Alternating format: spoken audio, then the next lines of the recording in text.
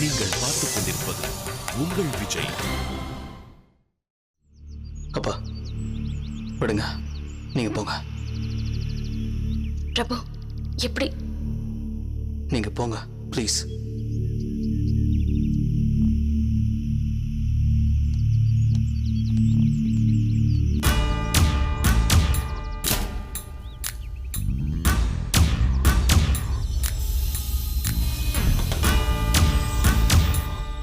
பைத்தியமா? நீ பைத்தியமா? சொல்லு. அது வந்து நான் மட்டும்தான் பேசுவேன். போய் சொல்லி தப்பிச்சு போற, என் பார்வையை விட்டு ஓடி போற. இல்ல. பேசாத. உனக்கு பேசுற தகுதி இல்ல. கேளு, நல்லா ரெண்டு காதையும் திறந்து வச்சு கேளு. நீ எதுக்கு செஞ்சது பெரிய நஷ்டம். என் மனசு குத்தி கிழிச்சிட்ட. கையில ரத்த கரையோடு தப்பிச்சு ஓடுற. விட மாட்டேன். உன் கடைசி மூச்சு நிறுத்துற வரைக்கும் நான் விட மாட்டேன்.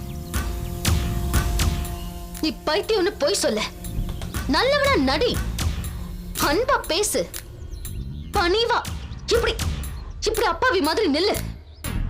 ஊர் நம்பும், உங்க அப்பா நம்புவாரு, உன் பொண்டாட்டி நம்புவா. நான் உன்னை நம்ப மாட்டேன். நீ சிரிக்க வச்சு கழுத்தா இருக்கிறவன், நல்ல சாப்பாடு போட்டு அதுல விஷத்தை கலந்து கொடுக்கிறவன். நீ போய், நீ அழுக்கு, நீ பாவி. ஜோதி, கேளு. கேட்க மட்டும்தான் உனக்கு அனுமதி. நீ ஜெயில இருந்த வரைக்கும் தான் உனக்கு பாதுகாப்பு. இனி வெளியில இருக்க போற, என் கைக்கு பக்கத்துல இருக்க போற.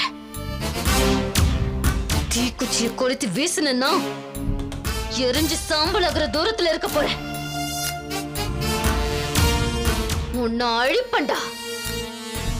தடயமே இல்லாம உன்னை அழிப்பேன். போ, வீட்டுக்கு போ. உங்க அப்பனை வாய்க்கரிசி போட சொல்லிட்டு உட்கார்ந்துரு. வருவேன்.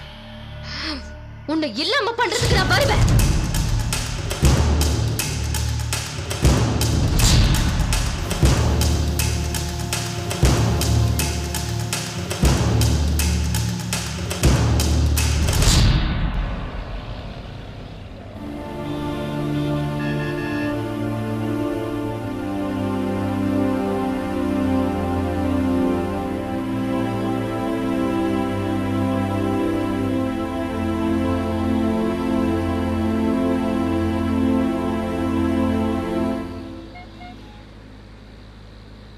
செடியன், சாரிப்பா. கோர்ட்ல பிரஸ் மீடியா இருந்ததுனால உங்ககிட்ட ஃப்ரீயா என்னால பேச முடியல. ரொம்ப ரொம்ப தேங்க்ஸ். நான் பிரபு ரேவதி கூட்டிட்டு ஒரு நாள் கண்டிப்பா வீட்டுக்கு வரேன். தேங்க்ஸ்டா, ரொம்ப தேங்க்ஸ். ரேவதி, செல்லின் உங்க ரெண்டு பேரையும் கூட்டிட்டு ஒரு நாள் வீட்டுக்கு வர சொன்னாமா? பிரபு, செடியை நம்மள அவர் வீட்டுக்கு கூப்பிட்டுருக்காரு. நமக்கு பெரிய ஹெல்ப் பண்ணிருக்காரு. நம்ம கண்டிப்பா அவரை பார்க்கணும். ஏ பிரபு, வீட்டுல எத்தனை நாள் சமையல் யார் தெரியுமா? It's me. நான் தான். ரேவதி, சொல்லுமா. மாமா என்ன கிச்சனுக்குள்ளேயே விடுறது இல்ல. நான்வெஜ் ரொம்ப பிரமாதமா பண்ணுவாரு. ஒரு நாள் தாண்டா நான்வெஜ் சமைச்சேன். பாவம் ரேவதி ஒரு 2 ஸ்பூன் தான் வாயில போட்டா. அப்புறம் உன்னை நினைச்சு சாப்பிட்றதே மறந்துட்டா. Prabhu, she is missing you a lot டா.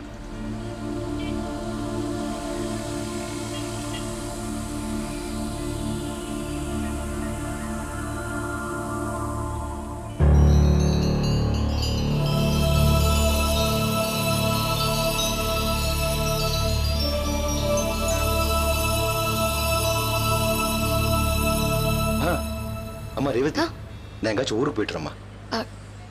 எந்த ஊருக்கு மாமா? ஏதோ ஒரு ஊருக்குமா, ஒரு வாரம். எதுக்கு? சும்மாதாம்மா, ஒரு ரிலாக்ஸேஷன். பிரபு ரொம்ப நாள் கழிச்சு வீட்டுக்கு வந்திருக்கான். உங்ககிட்ட பேசுறதுக்கு நிறைய விஷயங்கள் இருக்கும். So I don't want to disturb you guys. மாமா, நீங்க எங்கேயும் போக தேவையில்லை. இல்லம்மா, அது வந்து பிரபு சொல்லுங்க. மாமா எங்கேயும் ஊருக்கு போகணும்ன்றாரு. சொல்லுங்க பிரபு, வேண்டான்னு.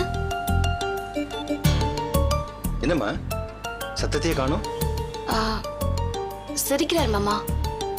எங்கம்மா சிரிக்கிறான்? முறைக்கிற மாதிரி இருக்கு. ஆ, இல்ல மாமா, சிரிச்சாரு. நீங்க திரும்பினதும் முகத்தை மாத்திக்கிட்டாரு. என்னம்மா வீட்டுக்கா சத்தத்தையே காணோம்? தூங்கிட்டானா?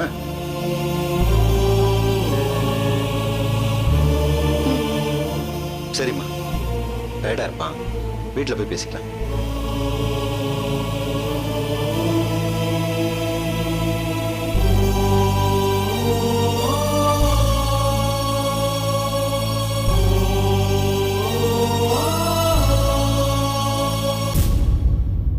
ரேவதி, வந்ததுல இருந்து நீ ஒரு வார்த்தை கூட பேசாம நிக்கிறது எனக்கு ஒரு விஷயத்தை புரிய வச்சிருச்சுமா. வீட்ல ஏதோ பெரிய பிரச்சனை, நீயும் அதையே யோசிச்சுக்கிட்டு இருக்க. எதுவா இருந்தாலும் என்கிட்ட சொல்லுமா. என்னம்மா, என்னால எதுவும் பிரச்சனையா? புரிஞ்சுதா? உங்களால பிரச்சனைன்னு புரிஞ்சுதா? நிஜமாவே என்னாலதான் பிரச்சனையா? ஆமா. என்கிட்ட ஒரு வார்த்தை கூட சொல்லாம நீங்க பாட்டு கோர்ட்ல சகட்டு மேனைக்கு என்னென்னவோ பேசிட்டீங்க. என்கிட்ட ஒரு வார்த்தை சொல்லிருக்கலாம்ல, நான் எப்படிதான் பேச போறேன்னு. என்னம்மா வம்பா போச்ச? நான் கோர்ட்ல பேச போறதெல்லாமா உங்ககிட்ட சொல்ல முடியும்? சொல்லணும் சார், சொல்லணும். நீங்க பேசினது பிரபுவை பத்தி. நான் ஒன்னும் தப்பா பேசலையேம்மா. அவரை காப்பாத்த 1000 காரணம் இருக்கு. அதை விட்டுட்டு பிரபு மறக்கணும்னு நினைக்கிற ஒரு விஷயத்த யார்கிட்டயும் டிஸ்கஸ் பண்ணாம நீங்க ஏன் சார் கோர்ட்ல சொன்னீங்க? பிரபு என்கிட்ட பேசுறதே இல்ல. வீட்டுக்கு வந்ததுல இருந்து உம்மனே உட்கார்ந்து இருக்காரு. பார்க்க கஷ்டமா இருக்கு சார். அவரை கஷ்டப்படுத்துறதுக்காக அவரை வெளியில கூட்டிட்டு வந்தோம். நீங்க பேசினதை நினைச்சு நினைச்சு வருத்தப்பட்டு இருக்காரு.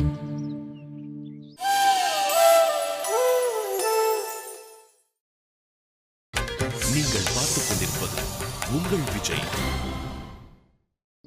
நான் என்னம்மா அப்படி சொல்லிட்டேன்? பிரபு மனநலம் பாதிக்கப்பட்டு ரெக்கவரி ஆனவர்னு ஏன் சார் சொன்னீங்க? வேற வழி இல்லம்மா. நீங்க சூஸ் பண்ண வழி பிரபுவுக்கு பெரிய வலியை உண்டாக்கிருச்சு சார். அவரை எதை மறக்கணும்னு நினைக்கிறாரோ அதை நீங்க ஞாபகப்படுத்திட்டீங்க. நான் தான் உங்களை இப்படி பேச சொல்லி ஐடியா கொடுத்ததா அவரை தப்பா நினைக்கிறாரு. பாவம் சார், அவரு ஒரு மனுஷன் எவ்வளவு வலியை தான் தாங்குவாரு.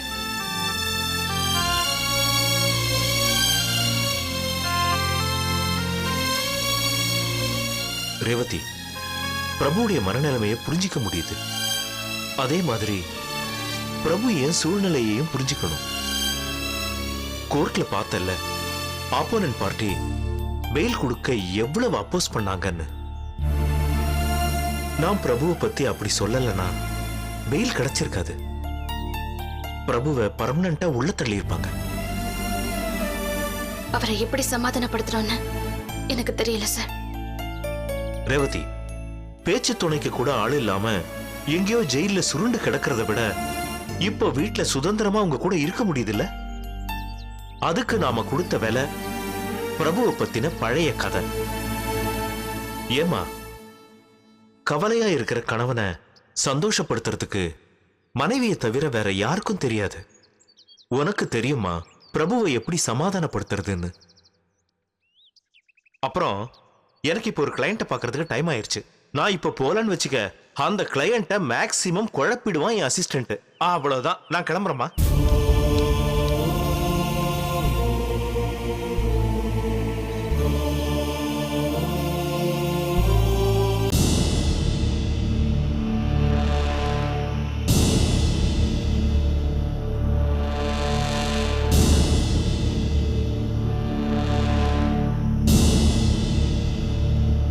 கண்டிஷன் பெயில்ங்கிறது கேஸ்ல இருந்து ஒருத்தரை விடுதலை பண்றது இல்ல. குற்றவாளி வெளியில இருந்தே கேஸ் அட்டெண்ட் பண்ணணும். கோர்ட் எனி டைம் பெயில கேன்சல் பண்ண முடியும். நீ கேஸ்ல தோத்து போன மாதிரியே உட்கார்ந்து இருக்கிறது நல்லா இல்ல ஜோதி. பிரபுக்கு பெயில் கிடைச்சிருக்க கூடாது. நம்ம வக்கீல் ஏன் ஃபர்ஸ்ட்லயே பிரபு மனநிலை சரியில்லாதவங்கிற பாயிண்ட் வந்தா என்ன பண்றதுன்னு யோசிக்கல? பிரபுக்கு அந்த குறை இருந்தத நம்ம யாருமே யோசிக்கவே இல்ல. ஆனா அந்த ரேவதி மட்டும் யோசிச்சிருக்கா. பிரபு பைத்தியக்காரன்னு நம்ம குடும்பத்துல 4 பேருக்கு மட்டும் தான் தெரிஞ்சிருந்தது. இப்ப ரேவதி புண்ணியத்துல வக்கீல் மூலமா ஊர் பூரா தண்டனை அடிச்சிட்டா. விடுங்க, வேற ஏதாவது பேசலாம். வேற என்ன பேசுறது? அவன் தப்பிச்சிடுவான். சட்டம் தெரிஞ்ச எல்லாரும் சொல்றாங்க. நியூஸ் பேப்பர், டிவி சேனல் எல்லாத்துலயும் கார்த்திகை கொலை பண்ணது அவன் இல்லன்னு சிம்பத்தியா நியூஸ் காட்டுறாங்க. அவன் தப்பிச்சிடுவான். வாய்ப்பே இல்ல ஜோதி. எப்படி எப்படி சொல்லுங்க? லாயர்ஸ் வரட்டும், பேசலாம். இல்ல, இப்ப நீங்க முதல்ல என்கிட்ட பேசுங்க. இனி எப்படி இந்த கேஸ் நிக்கும்? பிரபு மென்டலி சேலஞ்ச் இல்ல. அவன் கொலை பண்ணிருந்தா கூட அது தப்பு இல்ல. அவன் கான்ஷியஸ் இல்லாதப்ப பண்ணதுக்கு அவன் பொறுப்பேத்துக்க முடியாது. ஜோதி, நீ வீணா கற்பனை பண்ணிக்கிட்டு ஏதேதோ பேசிக்கிட்டு இருக்க. சரி, ஒரு பாயிண்ட் சொல்லுங்க. ஒரே ஒரு பாயிண்ட் சொல்லுங்க.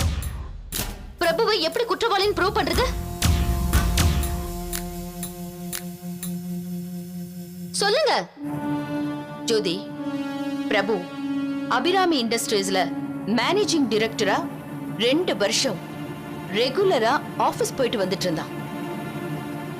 ஒரு மனநிலை சரியில்லாதவன் எப்படி ஒரு கம்பெனிக்கு எம்டியா இருக்க முடியும்? Valid point. கொஞ்சம் இருங்க, நீங்க சொல்லுங்க. பிரபு நம்ம கம்பெனியை ஹெட் பண்ணதே ஃபுட் ப்ராடக்ட்ஸ். அந்த ஃபேக்டரி ஜனங்க சாப்பிடுற பொருளை தயார் பண்றது. அந்த கம்பெனியோட லைசன்ஸ் பிரபு பேர்ல தானே இருக்கு. கான்ஷியஸ் அடிக்கடி இல்லாம போற ஆளை நம்பி எப்படி கவர்மெண்ட் லைசன்ஸ் கொடுத்தாங்க? லைசன்ஸ் தரதுக்கு மெடிக்கல் செக்அப்லாம் பண்றது இல்லையே. நம்ம ஆர்குமெண்டே பிரபு மென்டலி சேலஞ்சு கிடையாதுன்னு தான். நீங்க சொல்றது எல்லாமே பவர்ஃபுல் பாயிண்ட் தான். இன்னும் இருக்கு. லாயர் கிட்ட டிஸ்கஸ் பண்ணலாம். அவன் தப்பிக்க முடியாதுல்ல? முடியாது. தப்பிக்க கூடாது. அவனை பைத்தியம்னு கோர்ட்ல நம்ப வச்சதுக்காக அந்த ரேவதியை பிடிச்சு உள்ள போடணும். போடலாம், வழி இருக்கு. இப்போ இந்த நிமிஷம் ரேவதி சந்தோஷமா இருப்பா. ச்சே, நாம இங்க துக்கத்துல இருக்கோம், அவ சந்தோஷமா இருப்பா. எல்லாம் டெம்பரவரி தான். உன் துக்கம், அவ சந்தோஷம். ஜோதி, உன் ஃபோக்கஸ் பிரபு ரேவதி கிட்ட இருந்து மாத்து. அவங்க 2 பேரையும் சட்டம் தண்டிக்கும். சாட்சிகள் ஸ்ட்ராங்கா இருக்கு. தப்பிக்கவே முடியாது. ஷோர்.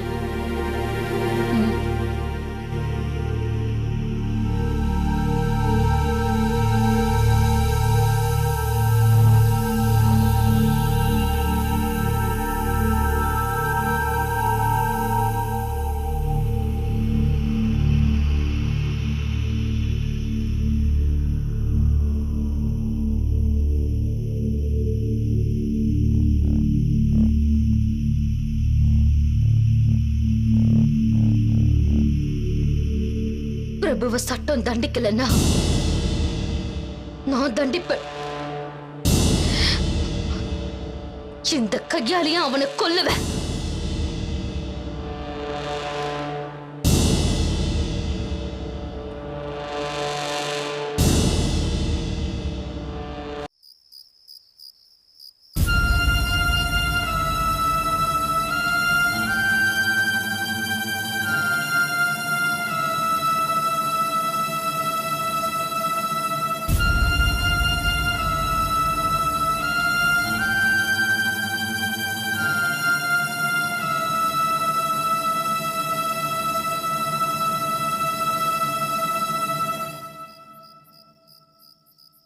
காலையில இருந்து ஒரு வார்த்தை கூட பேச மாட்டேங்கிறீங்க. முகம் பார்க்க மாட்டேங்கிறீங்க. என்னாச்சு பிரபு உங்களுக்கு? விடு, நீ போய் தூங்க. நீங்க இப்படி இருக்கிறது எனக்கு எவ்வளவு கஷ்டமா இருக்குன்னு உங்களுக்கு புரியுதா? ரேவதி, நீ போய் பாடு.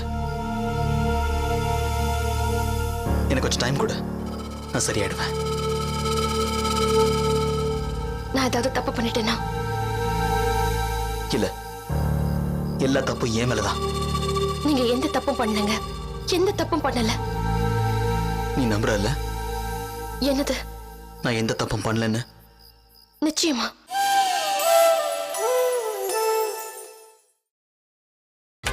நீங்கள் பார்த்துக் கொண்டிருப்பது உங்கள் விஜய். எல்லா தப்பும் ஏன் மேலதான். நீங்க எந்த தப்பும் பண்ணலங்க, எந்த தப்பும் பண்ணல. நீ நம்புறல்ல என்னது? நான் எந்த தப்பும் பண்ணலன்னு? நிச்சயமா.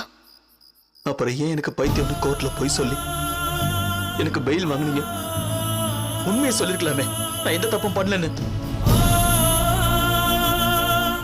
சொல்லு ரேவதி, நான் பைத்தியமா? அப்புறம் ஏன் இல்லாத ஒன்று சொன்னீங்க? நான் கஷ்டப்பட்டு என் முகத்துல ஒட்டி இருக்கிற பைத்தியங்கிற ஸ்டிக்கரை கிழிக்க போராடிட்டு இருக்கேன். நீங்க ஏன் அதை மறுபடியும் கிழிக்கவே முடியாத அளவுக்கு ஓட்டுறீங்க? தப்பு பிரபு. இப்போ இந்த ஊருக்கும் சட்டத்துக்கும் கோர்ட்டுக்கும் நான் பைத்தியக்காரன் தானே? நான் எதுவும் சொல்லல, எனக்கு எதுவும் தெரியாது. லாயர் கோர்ட்ல பட்டுன்னு சொன்னப்போ நானும் பதறிட்டேன். நான் செத்துட்டேன். என்ன மன்னிச்சிருங்க பிரபு. நீ என்ன தப்பு பண்ண? தப்பு என் மேலதான். இந்த மாதிரி பேசக்கூடாதுன்னு நான் லாயர் கிட்ட சொல்லிருக்கணும். ரேவதி,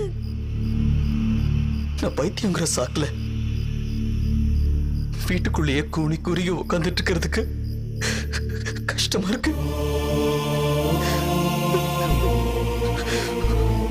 தூக்குல தொங்கி செத்துலாம் போல இருக்கு. ஏன் பிரபு இப்படி எல்லாம் பேசுறீங்க? சிங்கமா இருக்கு. டேய், அபிராமி மகன் தம்பியை கொண்டுட்டு பைத்தியம்னு சொல்லி தப்பிச்சிட்டாடான்னு எல்லாரும் என் காது படம் பேசுறப்போ உடம்புல நெருப்ப வச்சு கொளுத்துற மாதிரி இருக்கு. பேப்பர்லயும் டிவிலையும் ஏன் ஹாஸ்பிட்டல் ரிப்போர்ட்லயும் ஆட்களோட இன்டர்வியூவும் போட்டு நான் மறக்கணும்னு நினைக்கிறத மறுபடியும் ஞாபகப்படுத்திட்டு இருக்காங்க. கேவலமா இருக்கு. ப்ளீஸ், உங்களுக்கு கோவம் தான் என்ன அடிங்க ப்ளீஸ். எனக்கு மட்டும் ஏன் ரேவதி இவ்வளவு தண்டனை? நான் என்ன பாவம் பண்ண? கவலைப்படாதீங்க, எல்லாமே சரியாயிடும். சரியாகலனா, யாருக்கும் உண்மை தெரியலனா நான் பைத்தியம் தானா? சொல்லு ரேவதி, நான் பைத்தியம் தானா? ப்ளீஸ் பிரபு, நீங்க பைத்தியம் இல்ல, நிரபராதி. நான் ப்ரூவ் பண்றேன் நீங்க நிரபராதின்னு. முடியுமா? முடியும். எப்படி? என்னால முடியும். கார்த்திக் உயிரோட திரும்பி வந்ததா உண்மை தெரியும். அந்த பொறுப்பை என்கிட்ட விட்டுருங்க. நான் நிரூபிக்கிறேன் நீங்க குற்றவாளி இல்ல, நிரபராதின்னு. பைத்தியம் இல்ல, நான் நார்மல் மனுஷன். நீங்க பைத்தியம் இல்ல, நார்மல் மனுஷன்னு நான் ப்ரூவ் பண்றேன். ப்ராமிஸ்?